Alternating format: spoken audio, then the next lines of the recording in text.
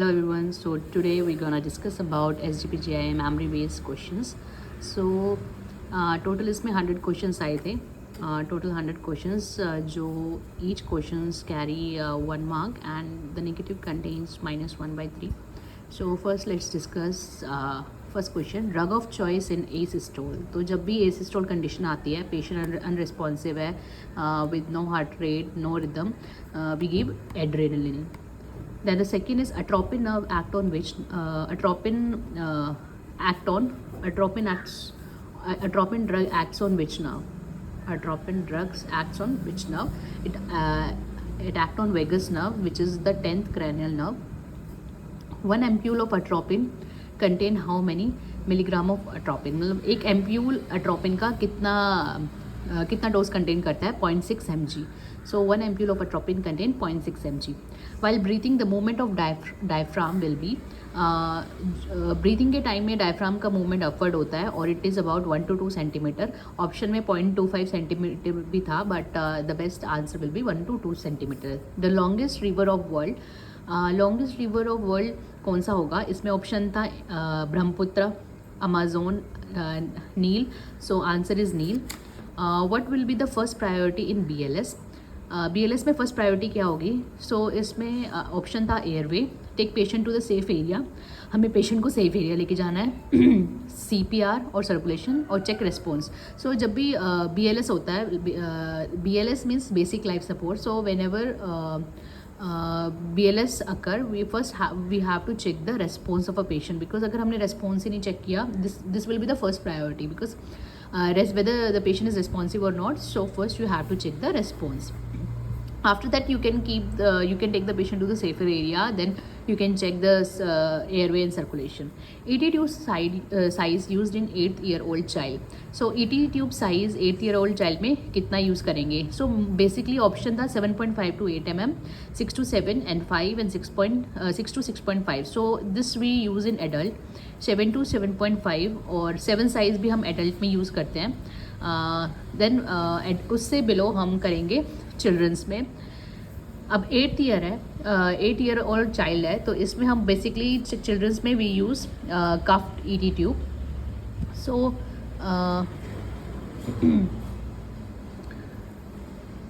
इसमें ऑप्शन होगा, इसमें फॉर्मूला है एज अपॉन में 4 + 3.5. सो एज 8 था, 4 divided by 8 is 2, 2 + 3.5 is 5.5. So around 5.5 option में अगर था 5 या 5.5. So best answer will be 5.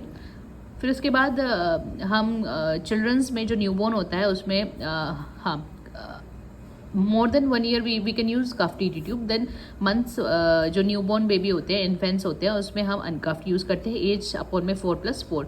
सो इसमें 3 to 3.5 मंथ्स के लिए हम ये यूज़ करेंगे. सो हम यूज़ करेंगे 5 mm. 6 to 6.5 we can use 10 to 12 year old child. So the best answer will be 5 mm. सो बेसिकली ET ट्यूब साइज़ का क्वेश्चन सारे एग्ज़ाम में आजकल बहुत आ रहा है. The next question is P wave indicates P wave क्या इंडिकेट करता है? तो P wave atrial depolarisation indicate करता है. Z-track injection method use for which site? जो आयरन एब्जॉर्प्शन के लिए हम Z-track, इसमें आयरन एब्जॉर्प्शन भी था क्वेश्चन में. सो Z-track टेक्निक जब आ गया तो Z-track technique usually we use in adult and ventrogluteal हम एडल्ट्स में देते हैं. अगर चिल्ड्रन का पूछेंगे तो हम उसमें चिल्ड्रन का अगर हम पूछेंगे तो वो चाइल्ड वेस्ट्रस लेटरालिस होगा. Which of the following, so answer will be ventrogluteal. Which of the following will not be used in hypertension? So इनमें से कौन सा हम hypertension के लिए यूज़ नहीं करेंगे? So first ramipril, second telmisartan, third metformin and D is arcamine. So all are the antihypertensive drug except metformin. Metformin diabetes के लिए यूज़ करते हैं, तो this will be the answer. Which drug will be used for cardiac function in hyperkalemia? So cardiac function के लिए hyperkalaemia में हम कौन सी ड्रग यूज़ करते हैं? तो हाइपरकैलेमिया में ऑप्शन था इंसुलिन, कैल्शियम, सोडा बाइकार्ब और एक और ऑप्शन था. हाइपरकैलेमिया में मोस्टली हम देते हैं एक्ट्रापिड 6 or 8 units in 25D. Along with that we give calcium gluconate 10 ml, वो भी slow IV. Then the next we will give नेब ऑफ सेल्ब्यूटामॉल, ओनली सेल्ब्यूटामॉल नेब देते हैं। सो ये तीनों चीज़ है जिसमें कैल्शियम ग्लूकोनेट है जो कार्डियक फंक्शनिंग के लिए रिस्पॉन्सिबल है। So it should be given slow, so answer is calcium. EMG is use for electromyography is use for electrical activity of skeletal muscle और इलेक्ट्रिकल एक्टिविटी ऑफ हाइपोथैलेमस। सो इसका correct answer है for skeletal muscle, for electrical activity of skeletal muscle. Iron absorption, next question. Iron absorption occurs in ileum, stomach, duodenum and jejunum. So iron absorption mostly duodenum में होता है, ये भी आजकल का बहुत फेमस क्वेश्चन हो चुका है। नेक्स्ट इज ये रीजनिंग क्वेश्चन था। If 10 cuts are made in a rod, अगर 10 cuts हम एक रोड में देते हैं, how much minimum part of peace it will get divided. So total अगर एक रोड है तो इसमें अगर हम 10 कट करेंगे, 1 2 3 4 5 6 7 8 9 10, तो ये टोटल 11 पीसेस में डिवाइड हो जाएगा। 3 4 5 6 7 8 9 10 and 11, so answer will B 11। So who won the T20 World Cup? So this was the most easiest question in GK. T20 World Cup फिलहाल में इंडिया जीता था। AC is used for, AC जो abbreviation है for drugs we use for before meal, और after meal के लिए हम यूज़ करते हैं PC. So this is also the repeated question. The language mostly used in Lakshadweep. सो ये भी रिपीटेड क्वेश्चन था, ये शायद से नोटसेट में आया था या किसी एग्जाम में आया था। लक्षद्वीप में हम मोस्टली मलयालम, मतलब कि majority of the people they speak Malayalam in Lakshadweep. World's biggest rail network, world का सबसे बिगेस्ट रेल नेटवर्क कौन सा है? USA, Russia, China, India. So सबसे बिगेस्ट रेल नेटवर्क है USA, after that second number China है, थर्ड रशिया है and fourth India है। So answer will be USA। Then एक मैथ्स का क्वेश्चन था 2 7 17 32, तो हमें फिल इन द ब्लैंक्स करना था। सो इन सब में ये था कि आपको चेक करना है कि क्या डिफरेंसेस है। 2 + 5 इज 7, 7 + 10 इज 17, सो 5 का मल्टीपल था 5 10 15, नेक्स्ट विल बी 20, तो answer will B 52। A room in hospital is on fire where linens and cloth is involved. So एक हॉस्पिटल है उसमें फायर लग चुकी है बिकॉज ऑफ जिसमें इन्वॉल्वमेंट है लिनन एंड क्लोथ्स का। सो इसका आंसर क्या होगा? पेपर एंड वुड था, पेपर एंड वुड था क्वेश्चन में। Group A, group B, group C and group D. So answer will be group A, क्योंकि ग्रुप ए में पेपर, वुड्स, लिनन, क्लोथ सब इंक्लूड होता है।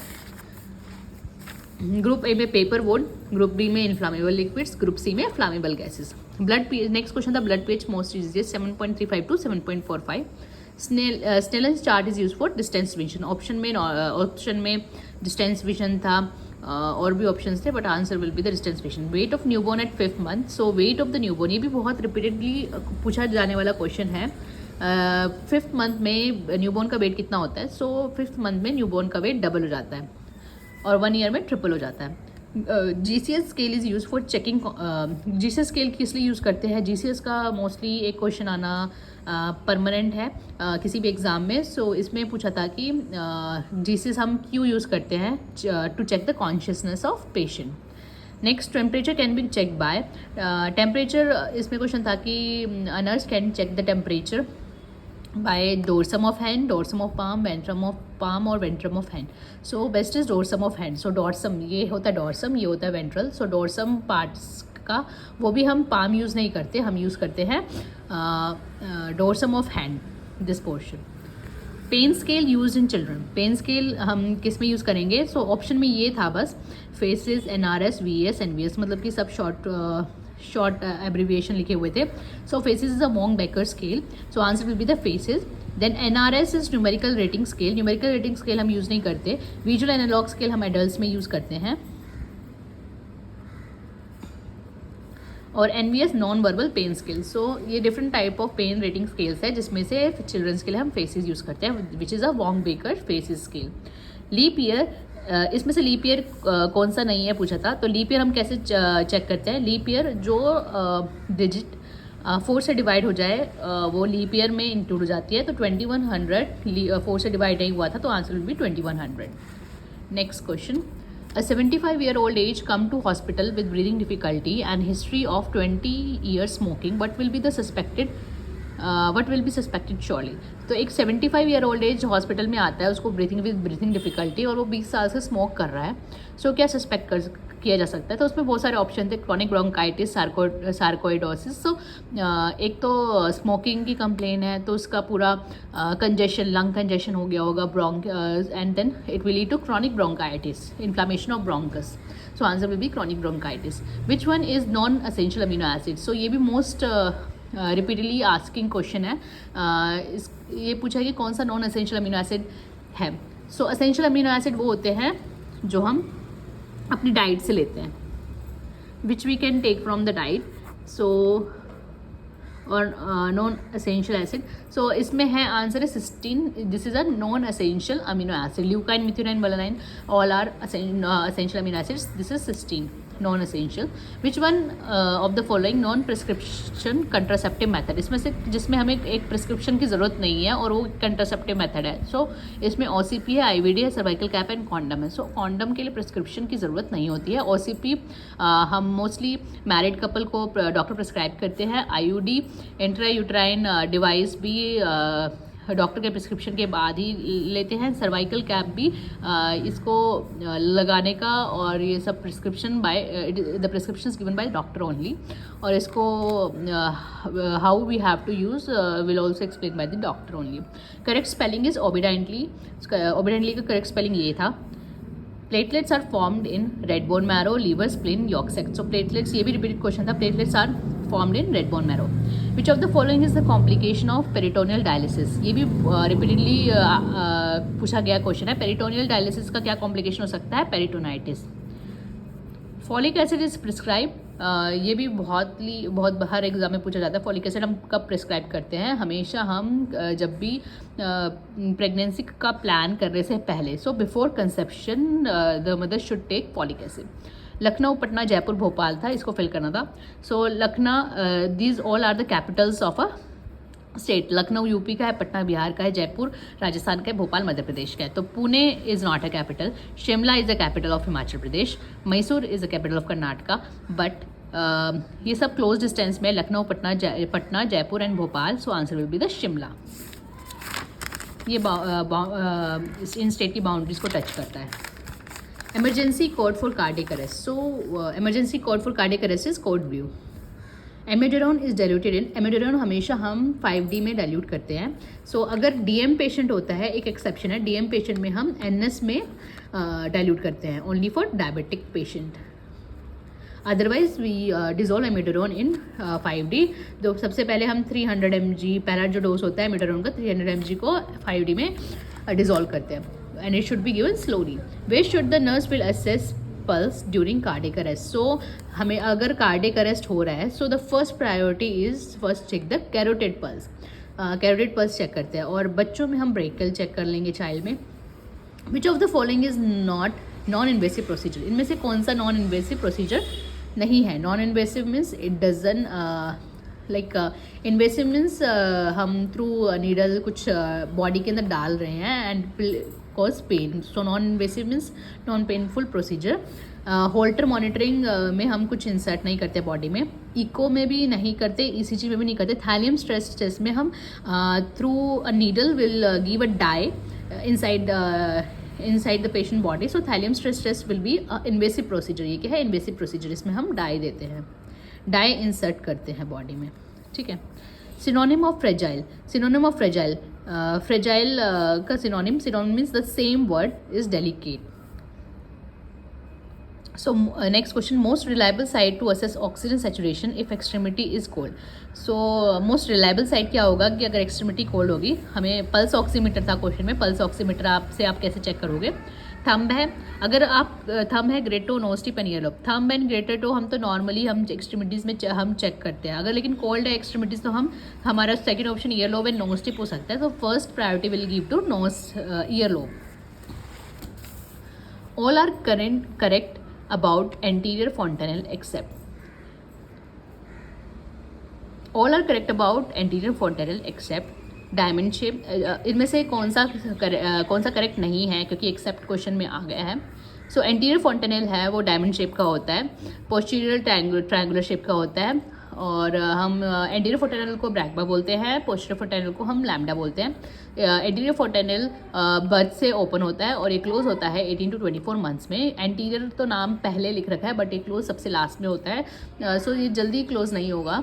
पोस्टीरियर फोंटेनल पहले क्लोज होता है, so answer will be close eight 2 to 3 month, क्योंकि accept था क्वेश्चन में। Baby will start holding milk bottle, इसमें क्वेश्चन में ये था कि अगर आप मिल्क बॉटल बेबी को पकड़ाते हो तो बेबी कौन से मंथ में इसको अच्छे से होल्ड कर लेगा। सो 1 to 3 मंथ्स में बेबी होल्ड नहीं करेगा, 3 to 4 मंथ्स में भी नहीं, 1 to 4 मंथ्स में भी, 4 to 6 मंथ में perfectly baby will hold the milk bottle, क्योंकि पिंसर ग्रास्प प्रेजेंट हो जाते हैं। What is the maximum time for blood D refrigerated before transfusion?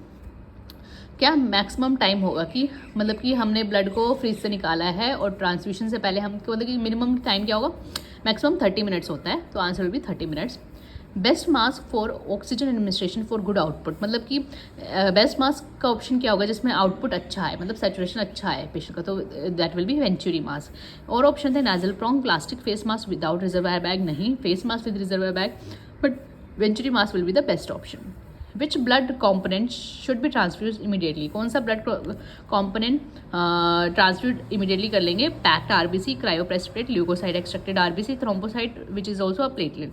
सो इस क्वेश्चन में थोड़ा कन्फ्यूजन है, क्रायोप्रेसिपिटेट भी हो सकता है और प्लेटलेट्स भी हो सकता है। प्लेटलेट्स भी हम जल्दी करते हैं, लेकिन क्रायोप्रेसिपिटेट को हम यहाँ पर फर्स्ट प्रायोरिटी दे रहे हैं। Most common cause of urosepsis in 75 year old patient, मतलब कि एक 75 ईयर ओल्ड पेशेंट आया है, उसको यूरोसेप्सिस है, मोस्ट कॉमन रिस्क क्या है? तो अगर 75 ईयर ओल्ड है, ओल्ड एज है, ओल्ड एज में most commonly BPH, benign prostate hypertrophy हमें पाया जाता है, सो BPH will be the answer. Next, vasopressin is release by anterior pituitary, posterior pituitary, thalamus और एड्रिनल ग्लैंड। सो वेसोप्रेसिन क्या है? ADH है, anti diuretic hormone, so it is release by posterior pituitary gland. Posterior pituitary gland जो हमारी होती है वो release करती है 2 हार्मोन, एक होती है ADH और एक होती है oxytocin. ADH is also known as vasopressin. So बस ये 2 हार्मोन रिलीज करती है पोस्टीरियर पिट्यूटरी ग्लैंड, तो आंसर यही होगा posterior pituitary gland. Biphasic defibrillator energy, biphasic defibrillation की एनर्जी कितनी होगी? 120 to 200 जूल।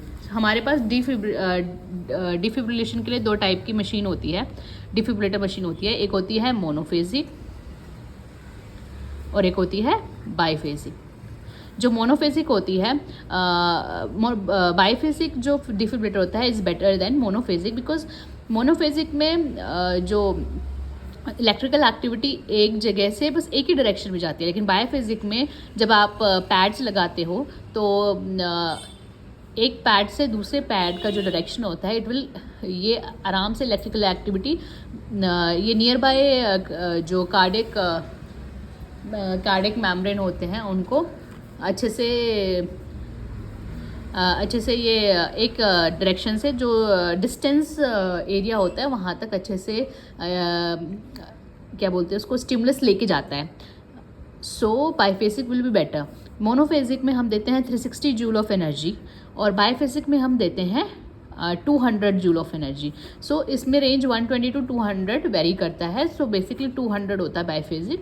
सो इतने जूल में अच्छे से डिफिब्रिलेट हो जाता है और ये डिस्टेंस ऑर्गन को भी अच्छे से इलेक्ट्रिकल एक्टिविटी और इम्पल्सेस पास करता है। लेकिन यहाँ पर क्या होता है कि एक जगह से दूसरी जगह बस ये एक ही डायरेक्शन में इम्पल्स को लेके जाता है और स्टिमुलस को लेके जाता है। लेकिन बाइफेजिक में दूसरे जैसे जो हम AED पैड लगाते हैं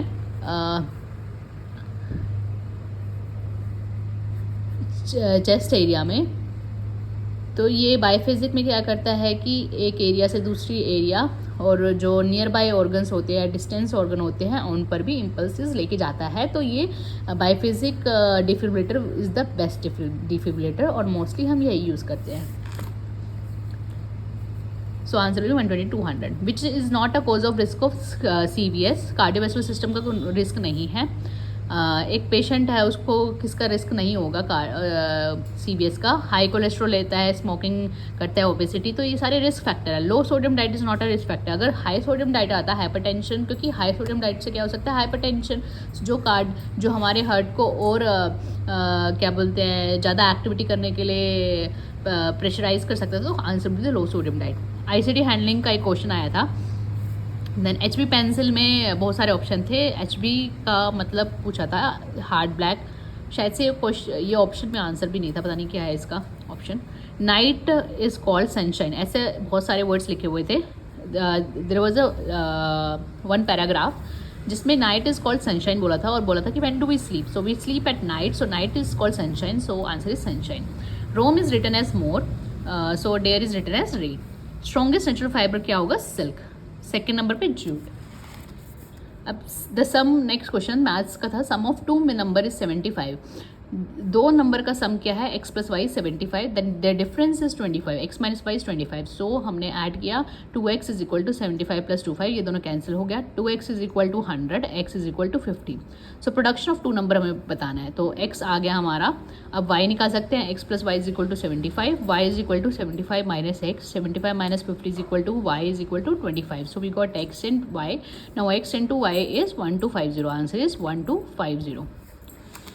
which is the correct sequence in BLS? So BLS में करेक्ट सीक्वेंस क्या है? जो करेंट सीक्वेंस है, CAB पहले था ABC, अब CAB हो चुका है, सर्कुलेशन, एयरवे एंड ब्रीथिंग।